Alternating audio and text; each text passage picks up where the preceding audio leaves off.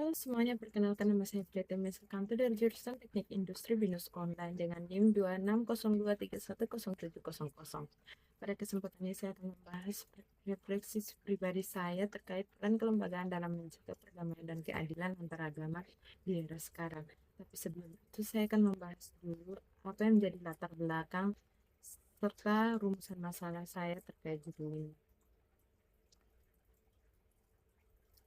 Latar belakang agama adalah fondasi dasar bagi umat beragama di seluruh dunia. Keragaman agama di Indonesia sangatlah banyak. Hal ini berpotensi memicu konflik. Konflik terjadi akibat ketidakadilan, diskriminasi, dan lain-lain.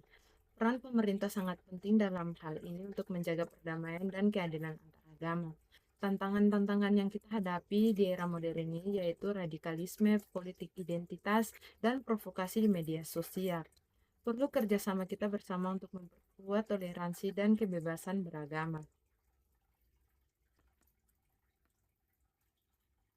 Berikutnya rumusan masalah. Rumusan masalah ini saya bagi menjadi 5, yaitu apa saja peran kelembagaan dalam menjaga perdamaian, apa saja kebijakan yang telah diciptakan, apakah kebijakan tersebut efektif, dan apa saja yang menjadi tantangan-tantangan utama dalam kelembagaan dalam menciptakan perdamaian, dan apa saja yang telah dilakukan dan apa saja yang menjadi cara antar lembaga nasional dan internasional dalam bekerja sama untuk memperkuat toleransi keadilan antar umat beragama. Tujuannya yaitu untuk menganalisis peran kelembagaan dalam membuat kebijakan dalam menjaga perdamaian dan keadilan antar agama. Selain itu juga untuk menyusun solusi apa saja yang dapat dilakukan oleh kelembagaan untuk memperkuat perdamaian. Berikutnya adalah landasan teori.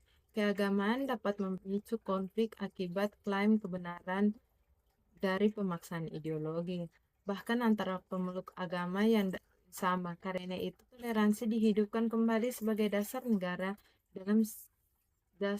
dalam setiap agama. Di Indonesia, Pancasila menjadi dasar persatuan yang mampu mengatasi ekstremisme agama dan ideologi menjadi alat penting.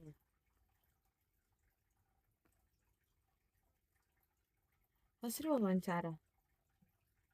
Hasil wawancara ini saya mendapat 7 bagian utama, yaitu peran kelembagaan. Yang pertama, peran kelembagaan. Peran kelembagaan berfungsi sebagai mediator atau fasilitator. Yang kedua yaitu tantangan kelembagaan. Salah satunya yaitu penyebaran hoaks dan ujaran kebencian yang terjadi akibat ketidakpercayaan publik. Yang ketiga yaitu efektivitas kebijakan. Meskipun ada kebijakannya mendorong toleransi, tetapi implementasi belum dilakukan secara baik di lingkungan masyarakat. Yang keempat yaitu pengaruh media sosial. Pengaruh media sosial sangatlah banyak, khususnya di dampak negatif, yaitu hoaks, ujaran kebencian, dan radikalisme yang tersebar di mana-mana. Berikutnya yaitu peran kelembagaan pendidikan. Pendidikan agama berperan penting dalam menanam sikap toleransi melalui pelajaran yang ada, kegiatan lintas agama, serta penyediaan fasilitas ibadah yang ada di sekolah. Kegiatan seperti seminar-seminar keagamaan itu sangat baik untuk pemahaman lintas kepercayaan. Berikutnya pandangan terhadap kebijakan. Kebijakan multikultural dan perlindungan minoritas punya potensi besar. Namun dalam pengawasannya, kebijakan ini belum dilakukan secara efektif dalam menciptakan kerukunan. Serta yang terakhir yaitu kerjasama atau kolaborasi nasional dan internasional. Hal ini dapat dilakukan melalui forum lintas negara, pertukaran tokoh agama, serta program pelatihan kampanye global untuk nilai toleransi dan keadilan secara berkelanjutan.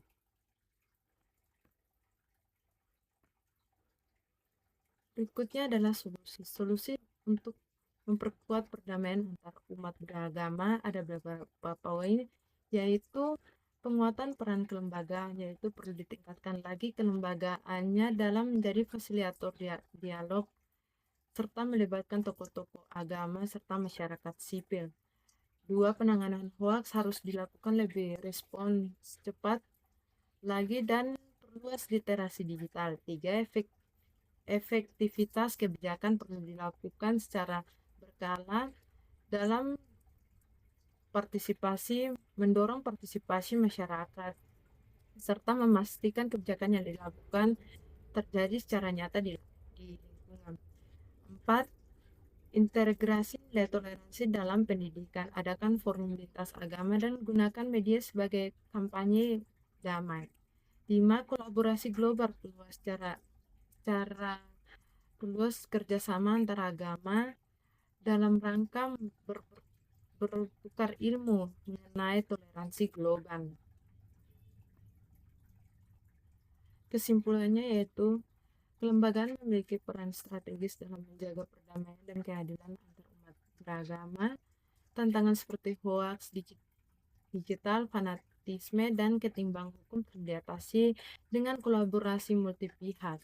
Salah satunya yaitu nasional dan internasional.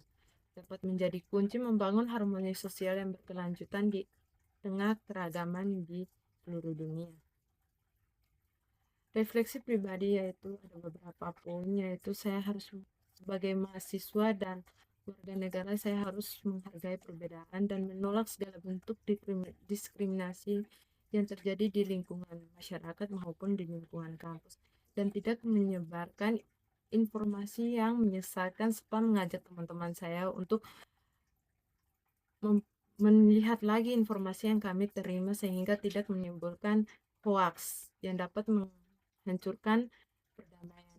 2. Di era digital saya ingin bijak bermedia sosial dan tidak menyebarkan konflik yang dapat memecahkan perdamaian, tetapi menyebarkan konten damai dan edukatif. Sebagai mahasiswa, saya juga berkomitmen sebagai agen perubahan dan aktif berdialog lintas iman dan mendukung ruang inklusif di kampus.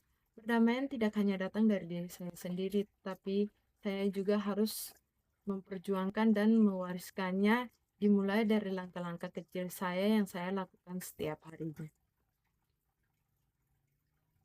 Berikut adalah daftar pustaka dari proposal saya sebelumnya. Sekian presentasi dari saya. Mohon maaf jika ada tutur salah kata. Terima kasih.